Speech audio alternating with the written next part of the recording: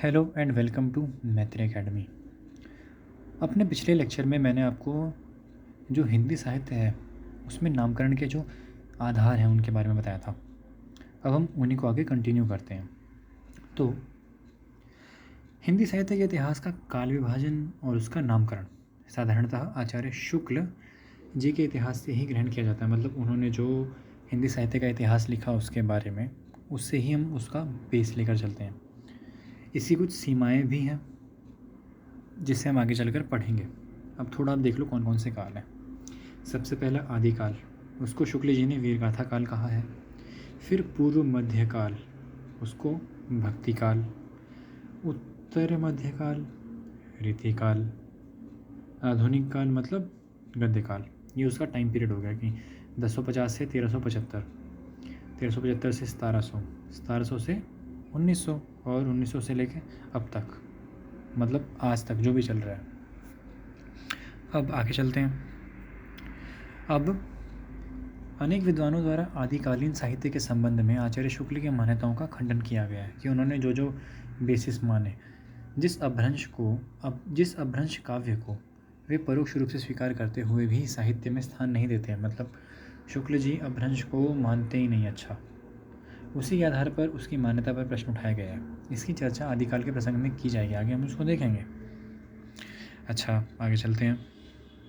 हम सीधे चलते हैं अपने नामकरण की सीमा निर्धारण। आदिकाल का जो सीमा निर्धारण है हिंदी साहित्य के आरंभ के विषय पर विद्वानों में मतभेद है कि आरंभ कैसे हुआ, ओरिजिन पॉइंट क्या लें हम, कब से हिंदी साहित्य शुरू हुआ। ये इसका मूल कारण क्या हो गया? अपभ्रंश, भाषा को हिंदी में स्वीकार या बहिष्कृत करने से जुड़ा है। अच्छा, अपभ्रंश जो है हिंदी से पहले की भाषा है, उसमें परिवर्तन किस बिंदु पर आरंभ हुए जिससे धीरे धीरे हिंदी भाषा का स्वतंत्र विकास हुआ? इस प्रश्न का सीधा और स्पष्ट उत्तर नहीं दिया जा सकता कि अपभ्रंश का टाइम पीरियड था, धीरे धीरे क्या हुआ, हिंदी की डेवलपमेंट हुई। तो हमें वो टाइम पीरियड नहीं पता कि कौन सा टाइम पीरियड था जब इसका प्रचलन रहा और कब से एग्जैक्टली हिंदी उस दिन से शुरू हुई। ये बात कह रहे हैं वो। अच्छा, भाषा प्रयोग से भाषा का विकास होता है। बिल्कुल, भाषा प्रवाहिनी नदी के समान गतिशील है, मतलब नदी की तरह है भाषा। भाषा की प्रवाह प्रक्रिया में भाषा परिवर्तन को समझने में कठिनाई होती है कि मान लो अभी हम कभी हिंदी बोलते हैं, कई बार हम इंग्लिश मिक्स करके बोलते हैं, तो ये भी क्या एक परिवर्तन ही तो है। तो वैसे ही यहाँ पर अपभ्रंश और किसकी, आरंभिक हिंदी की बात की जा रही है। वस्तुतः अपभ्रंश जब साहित्यिक भाषा के रूप में प्रतिष्ठित हो चुकी थी तब जनभाषा से दूर हट गई थी, क्योंकि जब हिंदी आ गई तो अपभ्रंश का क्या काम है? अपभ्रंश की जनभाषा से हिंदी का विकास होता है, ठीक है। अब मतलब अपभ्रंश को जब सारे लोग बोलते हैं और धीरे धीरे उसका क्या होता है, उसमें चेंजेस आते हैं, वहाँ से क्या बनती है, हिंदी भाषा, ठीक है। चंद्रधर शर्मा गुलेरी, इन्होंने इसे ही पुरानी हिंदी कहा है। किसको? जो हमारी अपभ्रंश से डेवलप हुई और जनभाषा के रूप में विकसित हुई उस हिंदी को, ठीक है। उन्होंने स्पष्ट घोषणा की कि उत्तर अपभ्रंश ही पुरानी हिंदी है। उत्तर अपभ्रंश मतलब अपभ्रंश के बाद जो अपभ्रंश का एकदम रिजिड अपभ्रंश थी, या कह लो कि एकदम प्रॉपर अपभ्रंश थी, उसके बाद जब उसका थोड़ा उसमें चेंजेस आए, उसको उन्होंने नाम दिया कि वो हमारी पुरानी हिंदी है। आचार्य रामचंद्र शुक्ल हिंदी का आरंभ 993 ईस्वी को मानते हैं। ये हमारा पॉइंट हो गया। जब अपभ्रंश भाषा घिस घिस कर एक नई भाषा को विकसित करने में सक्षम हो रही थी, लेकिन हिंदी के आरंभिक रूप का पता उन्हें बौद्ध तांत्रिकों की रचना में मिलता है। अब ये है ना, बौद्ध तांत्रिक मतलब ये इनमें एक संप्रदाय है, तांत्रिक संप्रदाय, ये उसकी बात कर रहे हैं। उन्होंने क्या लिखा है कि अपभ्रंश या प्राकृताभास हिंदी के पद्यों का सबसे पुराना पता तांत्रिक और योगमार्गी बौद्धों की सांप्रदायिक रचनाओं के भीतर विक्रम की 7वीं शताब्दी के अंतिम चरण में लगता है। अब हम इसको पूरा नहीं पढ़ेंगे, हमारे ज़्यादा काम का है नहीं, सीधा हम आगे चलते हैं। आचार्य शुक्ल हिंदी का आरंभ तो सिद्धों की रचनाओं से स्वीकार करते हैं। अच्छा, देखते हैं कैसे। लेकिन वास्तविक जो हिंदी का प्रारंभ वे 993 ईस्वी यानी 10वीं शताब्दी से मानते हैं। वो कहते हैं कि हिंदी का जो आरंभ है वो तो सिद्धों की रचनाओं से स्टार्ट हो गया था। अब सिद्ध क्या है, वो एक संप्रदाय है, ठीक है, सिद्ध संप्रदाय, नाथ संप्रदाय, आगे हम पढ़ेंगे इन सब चीज़ों को। इसमें साहित्यिक तथ्य और उनकी विचारधारा का संघर्ष स्पष्ट दिखाई देता है। मतलब जो फैक्ट, जो बात बोल रहे हैं और जो शुक्ल जी मानते हैं, उनके जो आइडियोलॉजी है उसमें क्या आ रहा है, डिफरेंस आ रहा है, ठीक है। लेकिन उनका मताग्रह और सिद्धांत की कट्टरता उन्हें बौद्ध तांत्रिक रचनाओं से हिंदी भाषा के विकास मानने से रोकती है। मतलब उनके जो आइडियोलॉजी है, उनका जो थॉट है, उनकी जो इंटेलेक्चुअल थिंकिंग है, वो इस चीज़ को नहीं मानती कि हम इसको हिंदी का आरंभिक काल माने। वो कहते हैं कि नहीं, हम 993 को मानेंगे, यहाँ से हिंदी शुरू हुई है। उनमें मर्यादावाद और नैतिकतावाद इस तरह प्रभाव जमाता है कि वे समाज के दूसरे विकल्प को स्वीकार करने को तैयार ही नहीं होते। आचार्य शुक्ल के इतिहास और आलोचना में यह आग्रह बार बार दिखाई देता है। मतलब वो बार बार कहते हैं कि सिस्टमेटिक चीज़ होनी चाहिए, जो हिंदी लिखी जा रही है वो लोगों को एक अच्छी शिक्षा भी देनी चाहिए। उनका आइडियोलॉजी इस टाइप की है। आचार्य शुक्ल के इतिहास में नाथ, सिद्धों और जैन रचनाकारों की उपेक्षा की गई है, ठीक है। इनको इन्होंने ज़्यादा भाव नहीं दी है, मतलब ऐसा कह रही है। उन्होंने ऐसे साहित्य की कभी धार्मिक साहित्य कहकर उपेक्षा की। मतलब उन्होंने बोला कि ये तो भाई रिलीजियस लिटरेचर है, इसको हम हिंदी नहीं मानते। और कभी वे विशुद्ध साहित्य के नाम पर उसको हाशिए पर रखते हैं। विशुद्ध, शुद्ध जो नहीं है। अच्छा, आगे चलते हैं। आचार्य शुक्ल ने आगे लिखा है, क्या कहते हैं वो, आगे चलकर भक्ति काल में निर्गुण संत संप्रदाय किस प्रकार वेदांत के ज्ञानवाद, सूफियों के प्रेमवाद तथा वैष्णव के अहिंसावाद और प्रपत्तिवाद, ये सब ना थॉट्स हैं, या ये सब मैं बोलूँ कि आइडियोलॉजीज़ हैं। इनको हम पढ़ेंगे आगे चलकर, ठीक है। ये प्रपत्तिवाद, ये सब ना आपको प्रपत्तिवाद दिखेगा जयशंकर प्रसाद जी के कामायनी में या फिर स्कंदगुप्त, उन सब में आपको ये रिलेट आप तब कर पाओगे। प्रपत्तिवाद को मिलाकर सिद्धों और योगियों द्वारा बनाए हुए इस रास्ते पर चल पड़ा, यह आगे दिखाया जाएगा। हमारे कहने का मकसद स्पष्ट है कि यदि हम हिंदी व्यवहार को सिद्धों की रचनाओं में पाते हैं तो वहाँ से हिंदी का विकास मानने में हिचकिचाहट नहीं होनी चाहिए। मतलब अगर हम कह रहे हैं कि उन्होंने हिंदी में लिखा है तो ठीक है भाई, हम मान लेंगे कि वो टाइम पीरियड हिंदी लिटरेचर का टाइम पीरियड का स्टार्टिंग पॉइंट है। अच्छा, भाषा और अनुभूति दोनों स्तरों पर उस परंपरा का विकास बाद के साहित्य में मिलता है कि लैंग्वेज भी डेवलप हो चुकी है और अनुभूति मतलब एक सेंस भी बन चुकी है।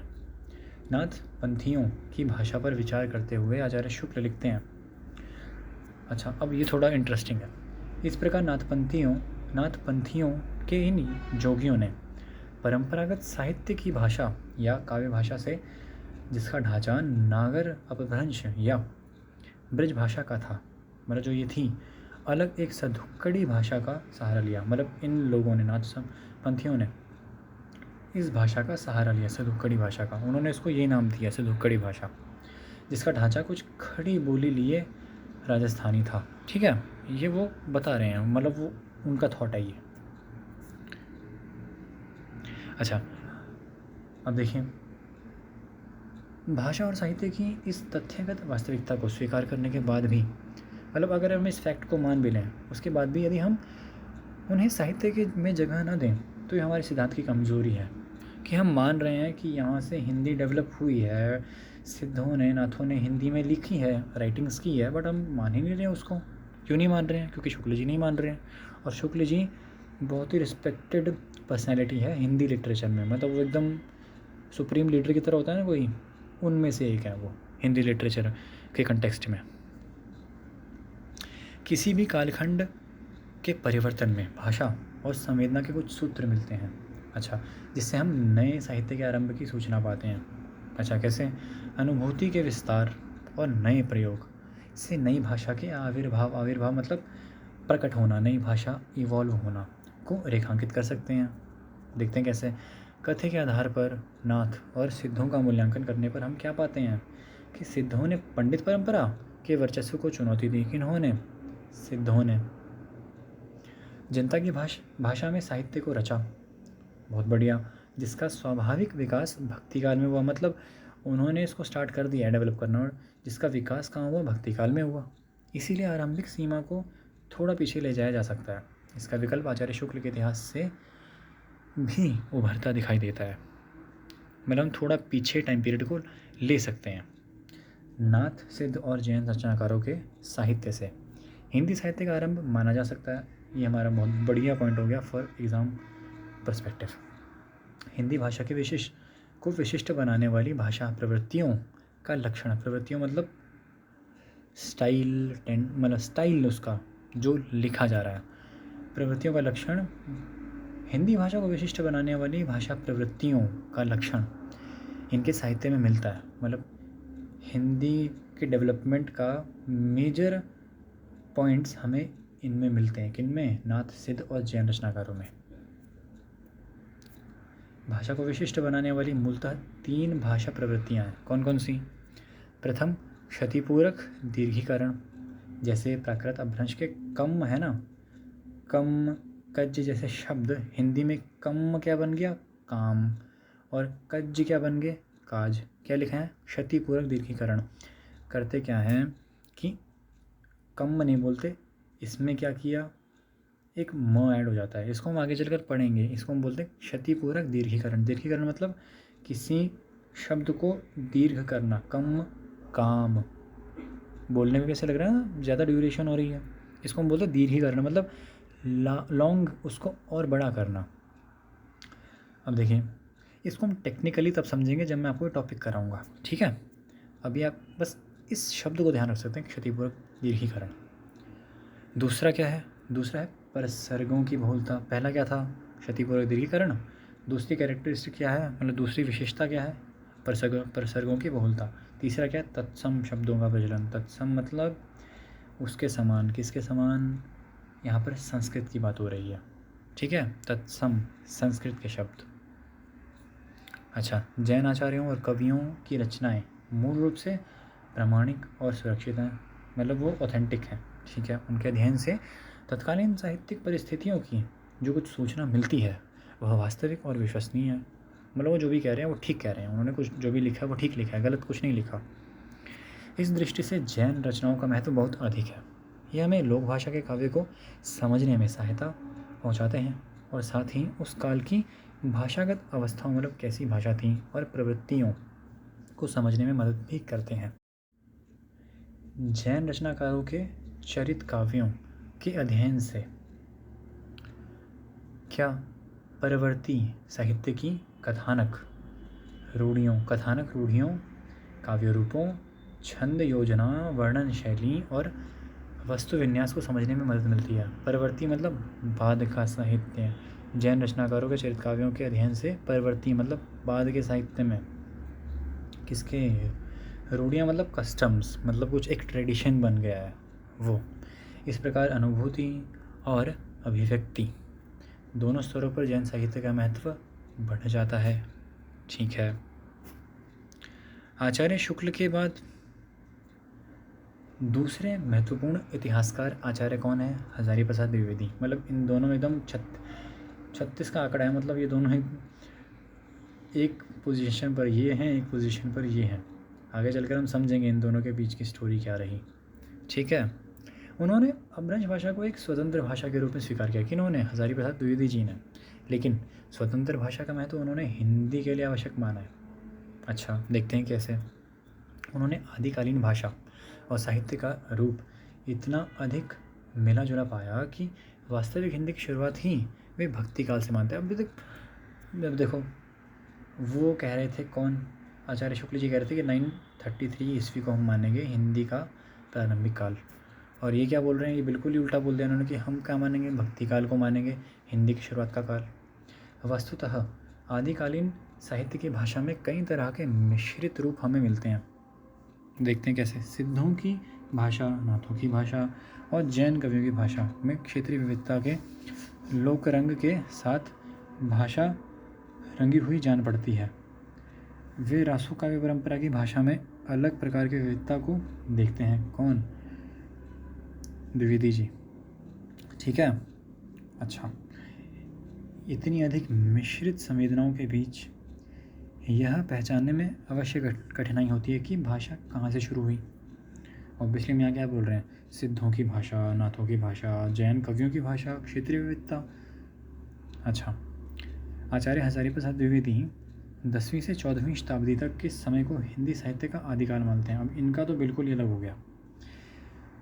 तब मन में यह प्रश्न उठना स्वाभाविक हो जाता है क्या कि फिर अपभ्रंश काव्य पर इतनी विस्तृत चर्चा का उद्देश्य क्या है। अपरोक्ष रूप से हजारी प्रसाद द्विवेदी भी आदिकाल की प्रारंभिक सीमा को 7वीं सदी में ही स्वीकार करते हैं। क्या प्रारंभिक सीमा किसकी, आदिकाल की। उन्हीं के अनुसार इस प्रकार 10वीं से 14वीं शताब्दी का काल, जिसे हिंदी का आदिकाल कहते हैं, भाषा की दृष्टि से अपभ्रंश के ही आगे का रूप है। क्या जो आदिकाल है वो अपभ्रंश के ही आगे का रूप है, मतलब अपभ्रंश जो आगे चलकर डेवलप हुई जिस भाषा में, वो उसी का रूप है। इसी अपभ्रंश के परवर्ती रूप को कुछ लोग उत्तरकालीन अपभ्रंश कहते हैं, मतलब अपभ्रंश जो डेवलप होकर नई अपभ्रंश बनी उसको बोल दिया उत्तरकालीन अपभ्रंश, और कुछ लोग पुरानी हिंदी बोलते हैं इसी को। इस वक्तव्य को ध्यान पूर्वक पढ़ने पर यह स्पष्ट हो जाता है क्या कि 12वीं शताब्दी से पहले की भाषा अपभ्रंश थी। यही अपभ्रंश भाषा पुरानी हिंदी भी थी। दूसरा उदाहरण हजारी प्रसाद द्विवेदी जी के ही ग्रंथ हिंदी साहित्य उद्भव और विकास, ये उनकी क्रिएशन है, रचना उनकी, से प्रस्तुत किया जा सकता है। उनका क्या कथन है, अब देखो वो क्या बोलते हैं। एक काफ़ी लंबा कथन है, अब मैं आपको थोड़ा सा बता देता हूँ कि 7वीं 8वीं शताब्दी से इन रचनाओं की प्राप्ति होने लगती है। महापंडित राहुल सांस्कृत्यायन ने 8वीं से 12वीं शताब्दी तक के काव्य में 2 प्रकार के भाव पाए हैं। कैसे, सिद्धों की वाणी, सामंतों की स्तुति। इसीलिए उन्होंने उस काल को सिद्ध सामंत युग कहा है। अब ये आगे देखिए, किंतु इस नाम से उन अत्यंत महत्वपूर्ण लौकिक साहित्य का कुछ भी आभास नहीं मिलता जो परवर्ती काव्य में भी व्यापक रूप से में प्रकट हुई है। अब देखो समझाते हैं इस उदाहरण में क्या बोला है। इस पूरे उदाहरण में ऐसा लगता है कि उन्होंने 7वीं 8वीं शताब्दी से हिंदी का उद्भव मानने में कोई आपत्ति नहीं की कि हाँ ठीक है, मान लो कि हिंदी के ओरिजिन स्टार्ट हो चुका है, हिंदी की डेवलपमेंट शुरू हो चुकी है, इसीलिए 7वीं और 8वीं शताब्दी से हिंदी साहित्य का उद्भव माना जा सकता है।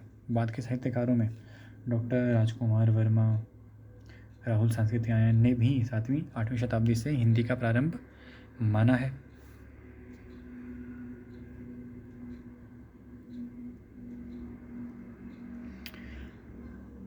डॉक्टर राजकुमार वर्मा ने गुलेरी जी के मत का समर्थन किया है क्या, और राहुल सांस्कृत्यायन ने भी उत्तर अपभ्रंश की रचनाओं को हिंदी की रचना माना है। ठीक है, अतः हिंदी साहित्य का आरंभ 7वीं शताब्दी से स्वीकार किया जा सकता है, ये बात मान ली। यह एक अलग विवाद है कि सरहपा अभी एक राइटर हैं, सरहपा को प्रथम कवि माने या पुष्प को, ये दोनों राइटर हैं। सरहपा, इनकी राइटिंग्स आपको आदिकाल में मिलेगी, ये मैं आपको आगे कराऊंगा। यदि तत्सम प्रधान भाषा के प्रयोग को हिंदी का मुख्य आधार बनाया जाता है तो सरहपा पहले कवि ठहरते हैं। मतलब जो तत्सम डोमिनेंट लैंग्वेज, अगर हम उसको मान लें कि हिंदी का बेस हुआ है, तो फिर तो भाई सरहपा हमारे फर्स्ट क्या हुए, फर्स्ट पोएट हुए। हिंदी भाषा के आदिकाल की प्रारंभिक सीमा की तरह अंतिम सीमा भी विवादपूर्ण है कि चलो शुगर प्रारंभिक बिंदु तो माना, अब इसका एंड पॉइंट क्या माने। तो ग्रियर्सन, अब ये कौन है, ये भी ये इंग्लिश पर्सन है। इन्होंने हिंदी लिटरेचर पर स्टडी की और फिर अपने थॉट्स रखे उसको। अब ग्रियर्सन जी ने भी अपना कुछ कार्य विभाजन दे रखा है, उसको भी हम आगे देखेंगे। ग्रियर्सन आदिकाल की अंतिम सीमा 1400 ईस्वी तक मानते हैं। मिश्र बंधु, अब ये 3 भाई थे मिश्र बंधु, इन्होंने भी अपना एक टाइम पीरियड दिया है कि हिंदी लिटरेचर का आदिकाल ये है ना। ये आगे मैं आपको कराऊंगा। मिश्र बंधु आदिकाल की अंतिम सीमा किसको 1529 ईस्वी को मानते हैं। रामचंद्र शुक्ल संवेदना के बदलाव के साथ आदिकाल की अंतिम सीमा 1318 ईस्वी को मानते हैं। परंतु वे विद्यापति को आदिकाल में रखते हैं कि विद्यापति हम आदिकाल में रखेंगे। विद्यापति संवेदना की दृष्टि से मूलतः इंद्रिय बोध के कवि हैं। ये हम देखेंगे आगे चलकर कि ये इंद्रिय बोध का मतलब क्या है। उनकी कविता में मानवीय प्रेम और श्रृंगार की अभिव्यक्ति हुई है। क्या मानवीय प्रेम और श्रृंगार, आगे मैं आपको कराऊंगा इसको। उन्हें भक्ति काल में नहीं रखा जा सकता। उनका जीवन बोध प्रेम की अनुभूति से प्रेरित है, लेकिन वे वीर और भक्ति भाव से पूर्ण काव्य की रचना भी करते हैं। मतलब रोमांटिक काव्य भी लिख रहे हैं और वीर और भक्ति भाव वाली रचनाएं भी कर रहे हैं। विद्यापति की कविता का रचना काल क्या है? 1318 ईस्वी के बाद का है। तभी तो हम बोल रहे हैं कि इनको हम आदिकाल में कैसे फिट करें हैं। अतः हमें सीमा के सुसंगत विभाजन के लिए काल सीमा को आगे ले जाना होगा। अब भी विद्यापति को हमें किसी ना किसी तरह बस आदिकाल में फिट करना है।